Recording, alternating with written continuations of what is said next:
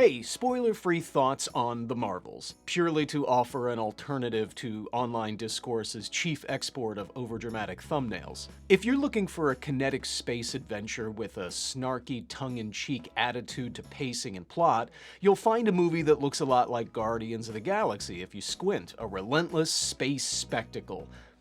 Space-tickle? No, that sounds terrible. With a team joking their way through world-ending stakes, taking a break in the action, only occasionally to set up the destination and motivation for the next action set piece. It's a power fantasy structured so that you never feel truly worried for the safety of the teenage protagonist fighting an army of alien soldiers, the other protagonist who can literally phase through danger, or the other protagonist, an OP sun god who's never anything but modestly delayed in her victory, since none of this is anything a well-placed human fire missile won't inevitably fix.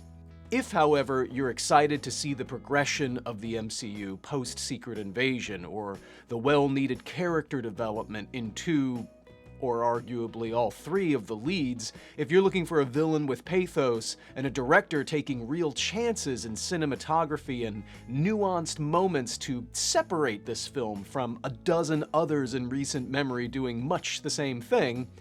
then you are going to be shifting in your seat a lot. The short runtime seems to be a result of the active choice to edit around explaining spatial relationships among characters, communicating the distinction among their powers, or fully playing out moments of dramatic tension that eagle-eyed viewers will spot as having some genuine potential. Characters frenetically quip, play, banter, punch, and flip, only to stop when the music shift telegraphs the coming of only one or two or three genuine moments where they all but look to the screen to tell the audience about